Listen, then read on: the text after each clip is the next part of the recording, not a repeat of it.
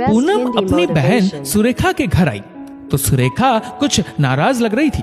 क्या हुआ सुरेखा, तुझे इतनी उदास क्यों है? तेरी तो नई नई शादी हुई है, तुझे तो हर वक्त मुस्कुराते हुए रहना चाहिए। चाची जी तुझे उदास देखेंगी तो उन्हें दुख होगा। पूनम ने कहा, दीदी सब बातें हैं, उन्हें कोई दुख नहीं होगा। आखिर घर की नौकरानी के परेशान होने से किसी को कोई फर्क पड़ता है क्या? सुरेखा मुंह बनाते हुए बोली। सुरेखा की बात सुनकर पूनम उसकी ओर हैरानी से देखने लगी। ये क्या कह रही है तू? होश में तो है? तू इस घर की बहू है, नौकरानी नहीं। सिर्फ नाम के लिए जीजी, वरना काम तो सारे नौकरों वाले करने पड़ते हैं। सुबह जल्दी उठकर पति का टिफिन बनाओ, नाश्ता बनाओ, उसके बाद सास के लिए अलग परहेज का नाश्ता बनाओ, कभी दूध तो कभी बादाम। मैं तो थक गई हूँ अपनी सास की सेवा करते करते। उस पर भी खाने में 10 नाटक। तेल मसाले का नहीं खाना है, नमक मिर्च कम चाहिए। घर के काम करने में बीपी और शुगर हाई रहता है। मगर अभी देखो, पड़ोस में अनीता दीदी के यहाँ पोता हुआ है तो उन्हें देखने चली गई। मेरी तो उन्हें जरा भी परवाह नहीं है। सुरेखा पूनम की बुआ की बेटी थी और उसकी शादी पूनम की चाची सास के बेटे से हुई थी। पूनम की शादी में जब उसकी चाची सास ने सुरेखा को देखा था, तभी उसे अपनी बहू बनाने का इरादा कर लिया था।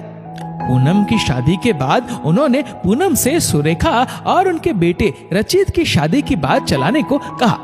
पूनम भी खुश हो गई थी कि उसकी छोटी बहन उसके ही परिवार का हिस्सा बन जाएगी। चाची जी और रचित भैया दोनों सुलझे हुए हैं और फिर रचित का परिवार भी कितना छोटा सा है। रचित और चाची जी, चाचा जी तो पहले ही स्वर्गवासी हो गए थे। यही सब सोचकर पूनम ने अपनी बुआ से बात करके रचित और सुरेखा की शादी फिक्स कर दी थी। पूनम की चाची सास तो सुरेखा को पाकर बहुत खुश थी, हर वक्त उसकी पढ़ाई करती थी। मगर आज सुरेखा के मुंह से उनकी बुराइयां सुनकर पूनम दंग रह गई। चाची तो तेरी हमेशा बढ़ाई करती है कि तू उनका बहुत ख्याल रखती है, मगर तू उनके बारे में इस तरह कैसे बोल रही है? पूनम बोली। बढ़ाई तो करेंगी ही, मुफ्त की नौकरानी जो मिल गई है, सुरेखा बोली। सुरेखा की इस तरह की बातें पूनम को जरा भी पसंद नहीं आई। वो वहां से उठकर चली गई। कुछ दिनों बाद सुरेखा ने पूनम को अपने घर बुलाया।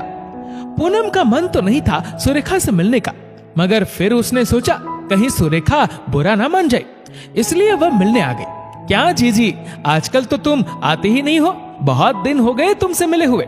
मम्मी जी की तबीयत के कारण मैं तो कहीं आ जा ही नहीं पाती हूँ। पूनम ने सोचा सुरेखा फिर से बुराई पुराण चालू करे, इसके पहले बात बदल देती हूँ। वह बोली, चाची जी नजर नहीं आ रही है, कहाँ है? वह इनके साथ डॉक्टर पे गई है। महीने में एक बार तो उनका डॉक्टर के यहाँ जाना बहुत जरूरी है। बूढ़ा शरीर है, बीमारी तो लगी रहती है। इस तरह बार बार डॉक्टर पर जाएंगे तो हमारे भविष्य के लिए क्या पैसे जोड़ पाएंगे? खैर छोड़ो ये सब बातें, आपको खुशखबरी सुनाने के लिए बुलाया है। दीदी रौनक का रिश्ता पक्का हो गया है, मई के महीने शादी है। पूनम बोली, वाह, मतलब अब बुआ भी बहू वाली हो जाएगी। मम्मी तो आपको फोन लगाकर खुशखबरी देने वाली थी, मगर मैंने कहा दीदी को मिठाई खिलाकर खुशखबरी सुनाऊंगी, इसलिए आपको बुला लिया। अब मम्मी को थोड़ा सुकून मिल जाएगा। बेचारी सारा दिन घर गृहस्थी में पीसती रहती है। बहू आ जाएगी तो सुबह जल्दी उठकर काम करने से छुट्टी मिलेगी। सुरेखा बोली, तुम भाभी ला रही हो या नौकरानी? तुम्हारी भाभी घर के सारे काम करेगी क्या? दीदी कैसी बातें कर रही हो? घर का काम करने से कोई नौकरानी हो जाता है क्या? आखिर वह मम्मी पापा की सेवा नहीं करेगी तो कौन करेगा? वही मैं तुम्हें समझाने की कोशिश कर रही थी। अपनी भाभी से जैसे उम्मीद रखती हो ना कि वह तुम्हारी मम्मी की सेवा करे, वैसे ही रचित भी उम्मीद रखता है कि तुम उसकी माँ की सेवा करो।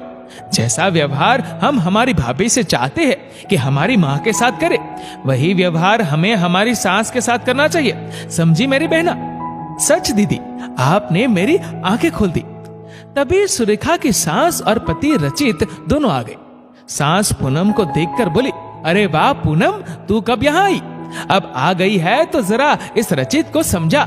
हर महीने मुझे लेकर डॉक्टर के यहाँ जाता है। बूढ़ा शरीर है, आए दिन बीमारी लगी रहती है। मैं आज हूँ, कल नहीं। अब इनको इनकी गृहस्थी देखनी चाहिए। कब तक मुझ पर पैसे लुटाते रहेंगे? रचित कुछ बोलता उसके पहले सुरेखा बोली, माँ जी, ये आपके बेटे हैं और आपका ख्याल रखना हम दोनों की जिम्मेदारी है। ऐसे कैसे अपनी जिम्मेदारी से मुंह मोड़ ले? अभी तो आपको बहुत जीना है। अपने पोते पोती को नहीं खिलाएंगे क्या आप? सुरेखा की बात सुनकर सांस मुस्कुराते हुए उसके सर पर हाथ फेरने लगी और सुरेखा के व्यवहार में आए बदलाव का कारण जाने बिना ही रचित बहुत खुश था। दोस्तों, इस वीडियो को लेकर आपकी क्या राय है नीचे कमेंट करके जरूर बताएगा। और अगर आपको वीडियो अच्छा लगा हो तो इस वीडियो को लाइक करेगा, शेयर करेगा ज्यादा से ज्यादा लोगों तक, और ऐसे ही और भी इंस्पिरेशनल वीडियोस के लिए सब्सक्राइब करें हमारे यूट्यूब चैनल को और फेसबुक फॉलो करें हमारे पेज को। धन्यवाद।